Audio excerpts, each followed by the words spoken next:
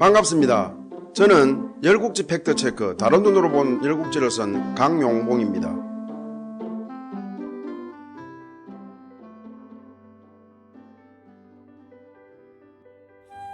이번 회차에서는 열국지 팩트체크 다른 눈으로 본 열국지 제2장 패자 재환공 1. 포수가 있는 중 관중의 구상과 정책에 대하여 살펴보겠습니다.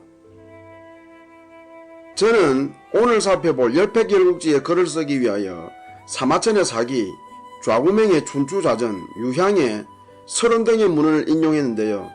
그 상세 내역은 자막으로 나가는 바이니 참고하시기 바랍니다. 관이호는 자신의 제도 용서하고 전례 없이 극진하게 영접해준 제환공에게 사원 숙배하였습니다. 이후 제환공과 관이호는 3일 동안 환담하였습니다. 관이호는 나라의 기강을 세우고 나라를 발전시키려면 덕과 경험이 풍부하고 유능한 인재를 중용해야 하며 법을 잘 만들어 국가의 근본으로 삼아야 한다.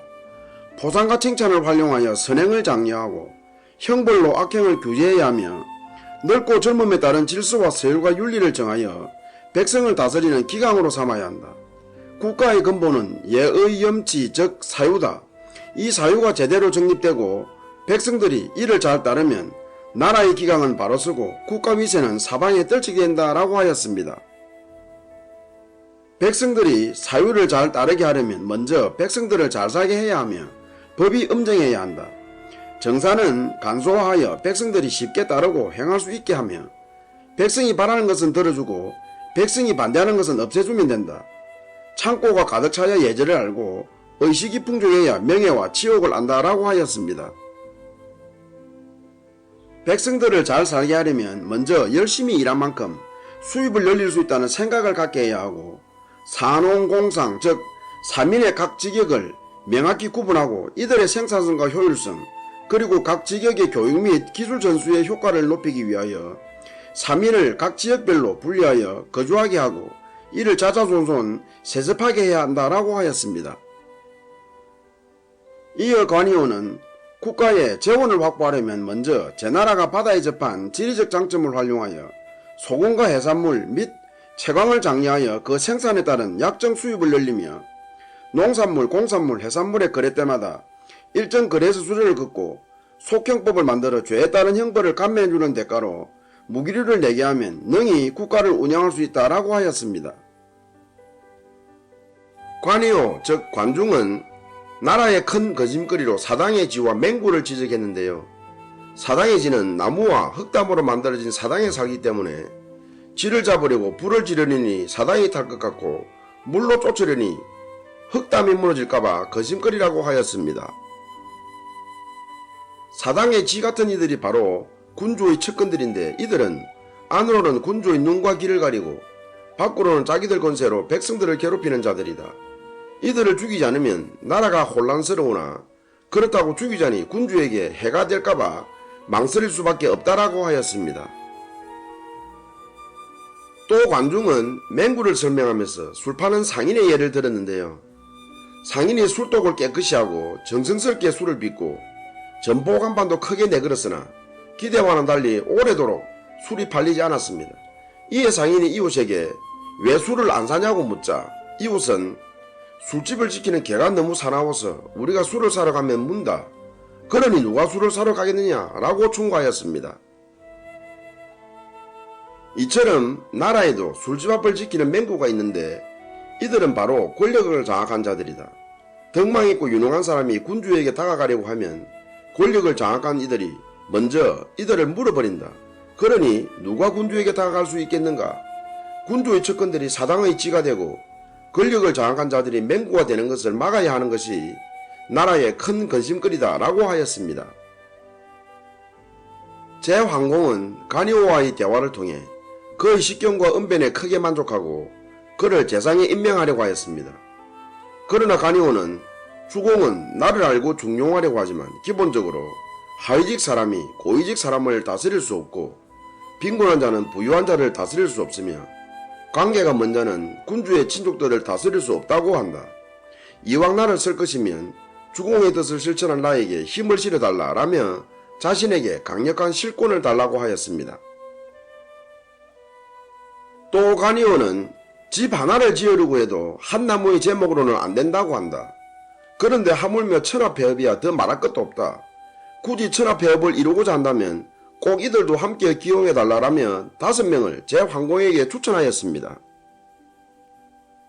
간이오는 사신 등 외교 업무의 대사행의 섭붕을, 농업과 관련된 업무의 대사전의 영호를, 군사 업무의 대사마의 성보를, 소송과 형업과 관련된 업무의 대사리의 빈수물을, 군주에게 직관하는 업무의 대간에 동과가를 추천했던 것입니다.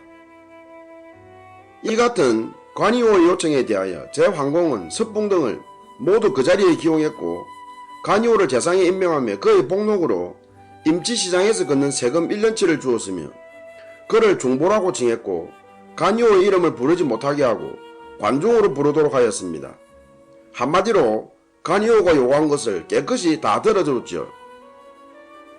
설은 조년에는 제황공이 관중에게 재상직을 하사하고 복록으로 임치시장에서 걷는 세금 1년치를 주고 그를 중보라고 칭한 3대 권한에 대하여 공자는 아무리 관중이 현명하고 능력이 있다고 해도 제황공에게서 3대 권한을 얻지 못했으면 결코 천하폐업을 이루지 못했을 것이다 라며 관중 성공에 제황공의 전폭적인 지원이 한몫을 했음을 강조하고 있습니다. 앞에서 말한 인사추천 외의 관중의 요구 즉 3대 권한은 한꺼번에 요구한 것도 아니고 또 제황공이 한꺼번에 들어준 것도 아닙니다. 비록 관중이 중용되었지만 어찌 중용되자마자 일이 일사천리로 풀렸겠습니까? 설은 조년에 의하면 관중이 나라일을 맡았으나 제대로 풀리지 않자 관중이 순차적으로 3대 권한을 요구했고 제황공이 이를 순차적으로 들어주어 제나라가 안정되었다고 소개하고 있습니다. 한마디로 3대 권한은 관중 정책 집행에 강력한 엔진이었던 셈이죠. 설원 선설에는 관중에 대한 공자와 그의 제자 중유의 문답을 소개하고 있는데요. 중유가 관중이 제양공에게 유세했으나 성공하지 못했으니 말재주가 없는 것이고 공자규를 군위에 세우려고 했으나 실패했으니 이는 능력이 없는 것이며 일가가 제나라에서 해를 입었을 때에도 근심하는 기색이 없었으니 인자하지 않은 것이고 착고와 쇠고랑을 차고 함거에 실려가면서도 부끄러워하지 않았으니 수치를 모르는 것이며 자기가 활을 쏘아 죽이려던 제후를 섬겼으니 충정하지 않은 것이고 소홀은 따라 죽었는데 죽지 않았으니 이는 인을 저버린 것이다. 그런데 어찌 이를 대인이라 하는가 라며 따져묻다시피 하였습니다. 이에 공자는 관중이 제양공에게 유세했을 때 실패한 것은 제양공이 그 말의 뜻을 몰라본 것이고 규를 세우려다가 실패한 것은 때를 만나지 못한 때문이며 일가가 해를 입었을 때 함께 근심하지 않은 것은 그것이 숙명임을 알았기 때문이고 함거에 갇혔을 때 부끄러워하지 않은 것은 자제했기 때문이며 자기가 죽이려던 제후를 숨긴 것은 권도를 알았기 때문이고 소홀히 따라 죽었을 때 죽지 않은 것은 관중은 천자를 보필하고 제후의 재상이 되어 천하에 공업을 세울 수 있음을 알았기 때문이다 라며 공공한 상황에서 행한 관중의 행동 등을 두둔하였습니다. 또 설원선설에는 제황공이 관중을 중보로 공표할 때에 재미나는 장면을 소개하고 있는데요. 제황공이 관중을 중보로 선언한 후 대부들에게 나의 처사에 찬성하는 자는 오른쪽에 반대하는 자는 왼쪽에 서라 라고 하였습니다. 그런데 오른쪽도 아니요 왼쪽도 아닌 한가운데 서 있는 대부가 있었습니다. 제황공이 그에게 한가운데 서 있는 연유를 묻자 그는 관중의 지혜는 천하를 다스릴 만하고 그의 재능은 천하를 빼앗을 만하다. 제황공이 그에게 전권을 주면 그는 정권을 빼앗을 수 있다. 나는 그의 능력을 생각하면 찬성이지만 권한 행사를 생각하면 반대라서 이렇게 한가운데 서 있다 라고 하였습니다. 이에 제황공은 대부의 말이 그럴듯하다고 여기고 그 자리에서 관중을 불러내어 정치는 모두 그대에게 위임한다. 그러나 정령이 미치지 못하는 바에 대해서는 오직 내가 그대를 바로잡으리라 라고 선언했다고 합니다. 관중은 자신의 실권이 강화되고 자신이 원하는 바대로 인적 구성이 완료되자 본격적으로 제나라의 개혁과 천하폐업을 위한 정책 추진에 나섰습니다. 관중은 백성들의 생활을 풍족하게 하고 나라의 수입을 늘리기 위해 상업을 활성화했는데요. 제나라 국경에서 임지로 향하는 30리마다 역참을 설치하여 상인들의 왕래에 편의를 제공했고, 다른 나라 상인들을 유치하기 위하여 술에 2대 이하로 입국하는 상인에게는 본인 숙박을, 4대 이하로 입국하는 상인에게는 본인 숙박 및 말의 사료를, 5대 이상으로 입국하는 상인에게는 수행원 숙박까지 무료로 제공했다고 합니다. 관중은 행정조직과 관련하여 한 가족이 사는 집을 단위로 했는데요.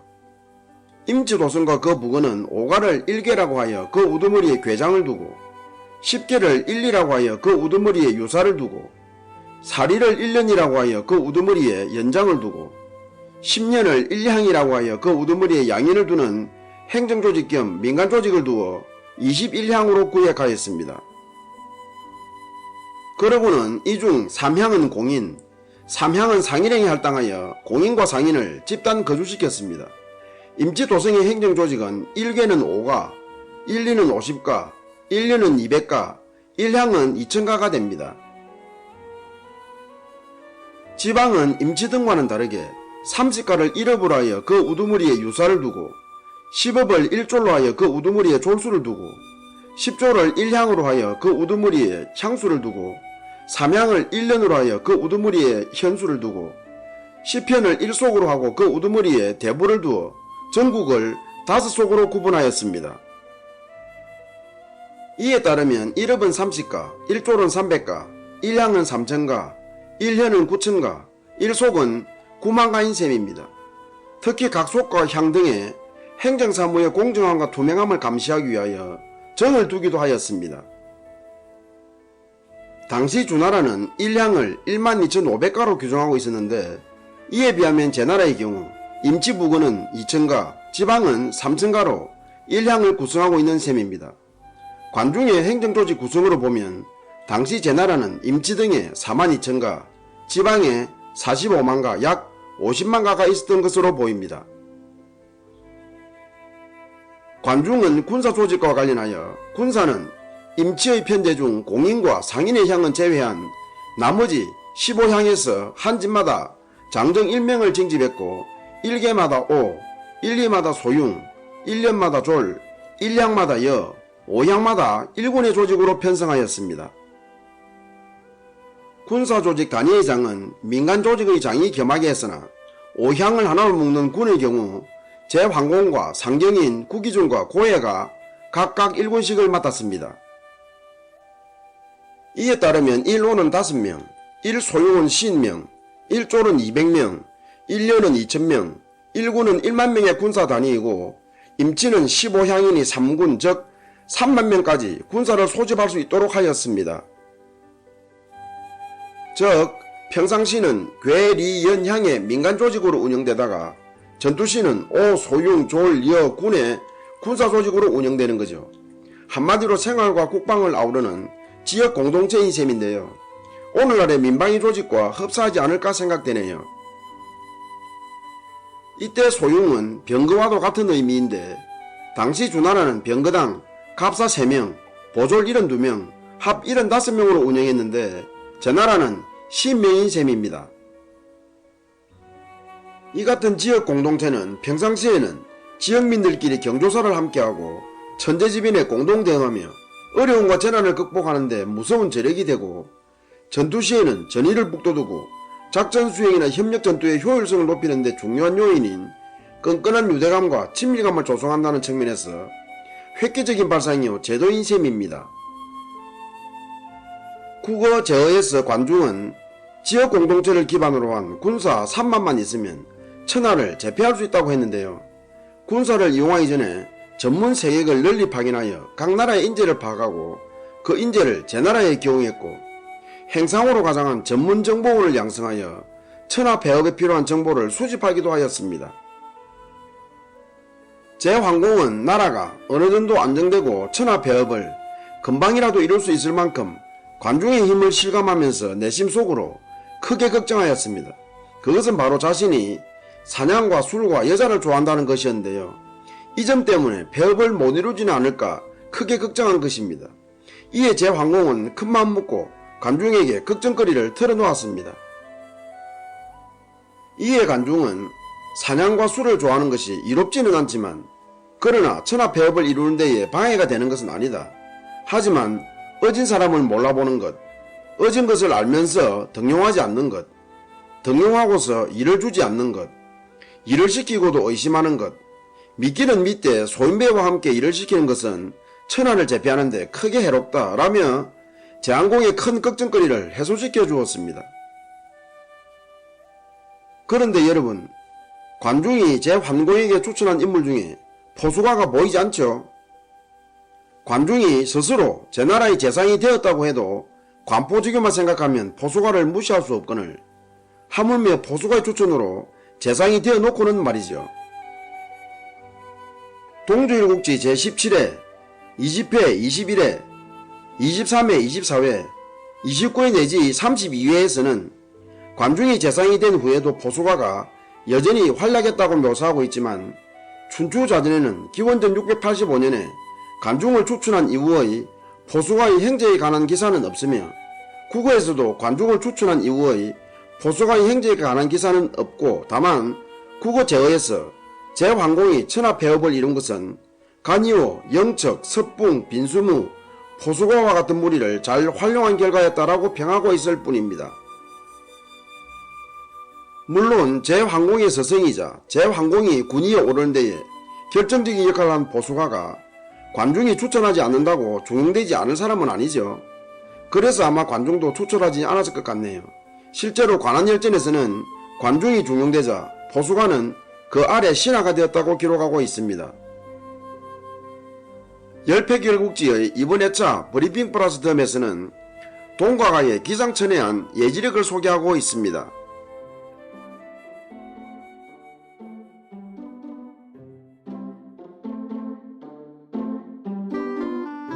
여러분, 사위가 장모를 약 40년간 그것도 아내가 죽고 없는 가운데 봉양했다면 믿기십니까?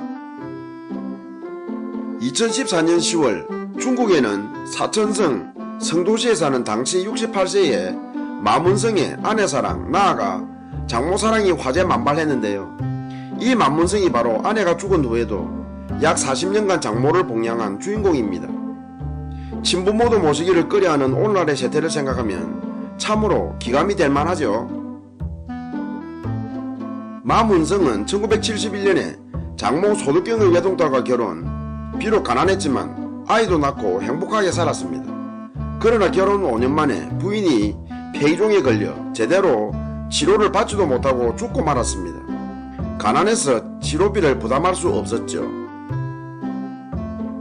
이후 마문성은 가난한 것은 자신의 무능함이고 따라서 아내를 죽게 한 것은 자신의 잘못이라고 자책하며 한동안 아내를 잃은 절망감으로 자포자기하다시피 살았습니다. 그러나 아들과 어머니를 잘 부탁한다라는 부인의 유언을 상기하고는 정신을 바짝 차렸습니다. 그러고는 재혼을 포기하고 앞으로 남은 생애를 부인의 유언대로 아들 무와 장모를 위해 살겠다고 결심, 장모를 모시고 살기 시작하였습니다. 물론 장모가 마문성의 살림을 돕기는 했겠죠. 마문성의 아들도 채 서너 살 정도밖에 되지 않았을 때이고 마문성에게도 일상생활이 필요했을 테니까 말이죠. 그러나 마문성이 살림에 도움을 받고자 장모를 봉양한 것은 아닙니다. 마문성이 봉양할 때 장모의 나이 60 중반이어서 도움을 받는다고 해봤자 몇 년을 기대할 수 있었겠습니까? 또 살림에 도움을 받고자 했다면 차라리 재혼하지 봉양의 부담을 애써 자청할 리는 없었겠죠.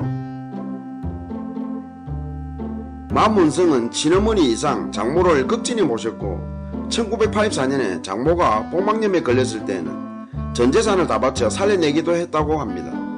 이후 장모는 30년 동안 잔병치레 한 번 없이 건강하게 잘 살고 있다고 하는데요. 마문성의 장모 봉양은 사천성에서는 오래전부터 널리 알려졌다고 합니다.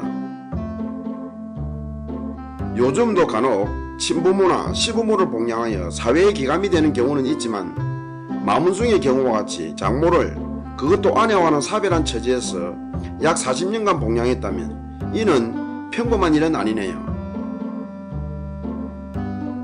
여러분 구독 꾹 부탁드립니다. 끝까지 시청해주셔서 감사합니다. 다음 회차에서 뵙겠습니다.